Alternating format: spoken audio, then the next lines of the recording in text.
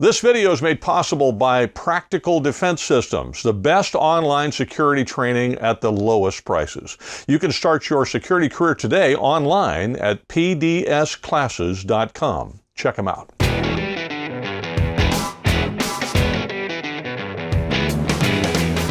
Hi, I'm Joel Persinger. Thank you very much for your support of GunGuyTV. As you know, I did pretty much a 3-segment interview and sat down with Dan O'Kelly. It just went really long, so we broke it up for you.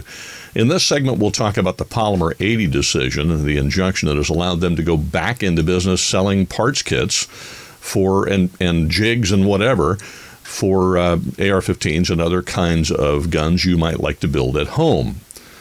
Dan talked about this quite at length, and we're going to get started in just a second. But before we do, let me remind you to check out GunGuyTV and all these additional locations because YouTube can be sketchy. You might also check out the GunGuyTV Firearms podcast. It's available on your favorite podcast player. It's even on Amazon Music. And you can find the video version, if you'd like, on Rumble. And obviously this channel is also on Rumble, so you can find that over there. And then lastly, check out our social media. I do post notices about any videos that I do. Some people say they don't hear from YouTube when I post a new video. Well, if you want to know about them, find us on these social media platforms, including Instagram. I have a brand new Instagram, and you can follow me over there as well. And then lastly, if you'd like to support the channel, I'll take any support I can get because obviously I don't make a living doing this. And you can support on GunGuyTV Crew by becoming a member of the crew. There's a link in the description, or you can go to GunGuyTVCrew.com. All right, let's go talk to Dan about Polymer 80 and their victory in court. Let's talk about the Polymer 80 thing because that, I think, is a very good win. I mean, it's an injunction, obviously, but I read the judge's decision. And again, if you're watching this, I will put a link to the decision in the comments. So if you'd like to see it, you can. But this thing is interesting. The judge basically came down. I mean, if you really want to get it down to basic essentials, the judge came down and said ATF, they exceeded their authority in writing this thing. That's what I'm seeing. I agree. This seems to be another summation of, and I'm going to take some credit here, sorry, but I started testifying in 2014 as to the definition of a firearm frame or receiver. Let me explain how this all came about. My company, it's been said that if you take our training, you learn gun laws, that we teach gun laws. Well, that's a little bit of what we teach, but what we teach is technology, which is what the federal gun laws are based on. And we teach laws to a degree, but they are what the technology is based on. At any rate, before you can learn either one of those, you have to have a grasp of logic and of English. And these are two things which ATF's firearm tech branch, sometimes they seem to be sorely lacking in. At least I think you may be setting the bar a little too high. I'm not sure. They pretend to not quite get the whole logic and English thing in an effort to serve their own end. Yeah. What is that end? Well, it seems to be that ATF wants to decide what they have authority over, and they want it to be over a lot more than what they actually do have authority over. What do they have authority over, or why do they want this authority? Well, the bigger they are, the more budget, and then they can go increasing their size. But the bottom line is, Congress decided what a Gun Control Act firearm is, not ATF. Congress decided what a gun is under the Gun Control Act, and they did that by writing 4 definitions. We all know what those are. Then they gave ATF, the Attorney General gave ATF the authority to investigate, administer, and enforce those laws related to firearms. And that's what it says. If you look up 28 CFR 0.130, to investigate, to administer, and to enforce, but not to make laws. And ATF seems to have morphed into this agency that thinks that it gets to make laws and decide what it has jurisdiction over.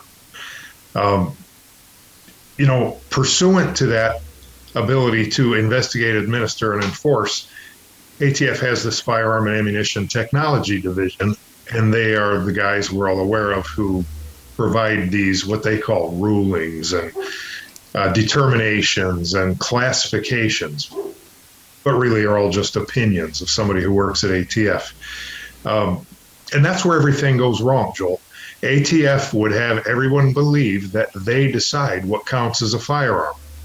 They'd give you the impression that they, for instance, let's look at things like flare guns, nail guns, bang sticks. They can kill, they project a projectile by the means of an explosive, but they're not firearms. Why not? Well, it's not because ATF gave them some special blessing. It's because they don't satisfy the definition of a firearm. Anyway, this brings us to these buy, build, shoot kits, which Polymer 80 sells.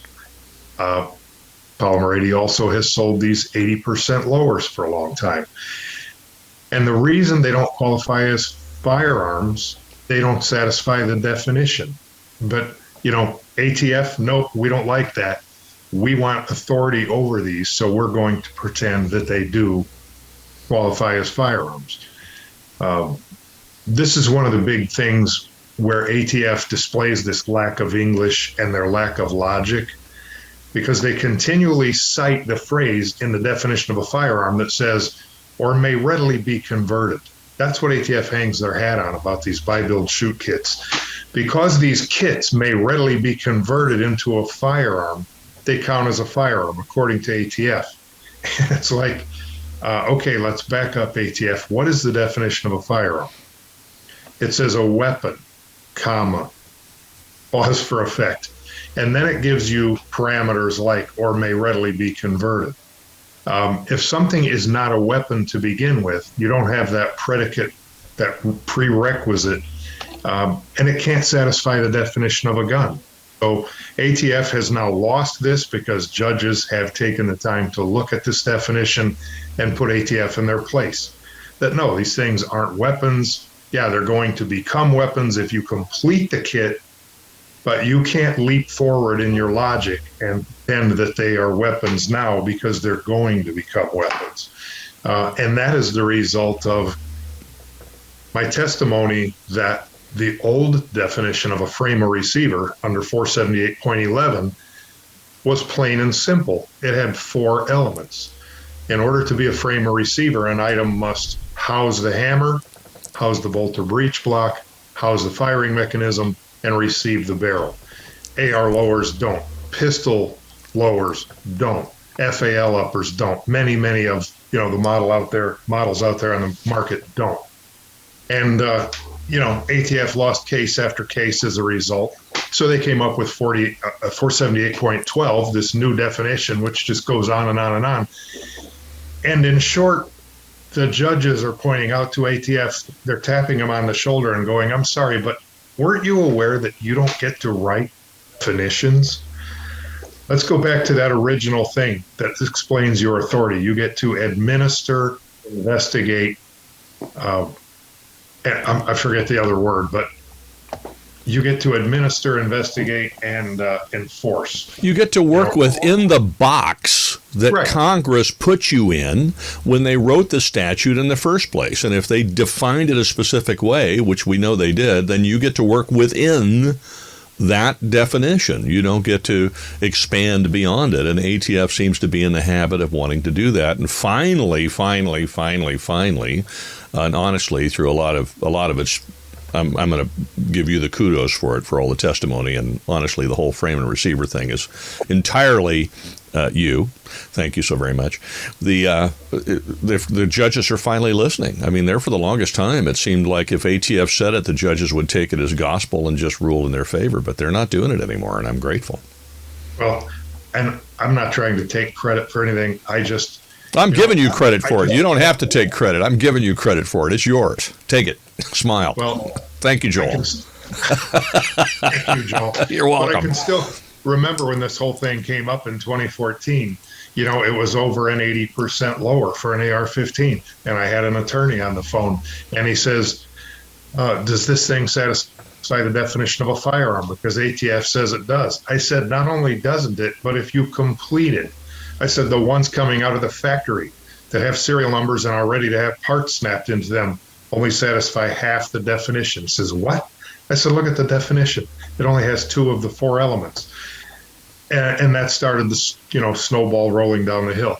But this, every time it gets pointed out to ATF what the actual law says, and I don't care if it's about receivers, if it's about indexing, if it's about anything, and it's coming with the braces and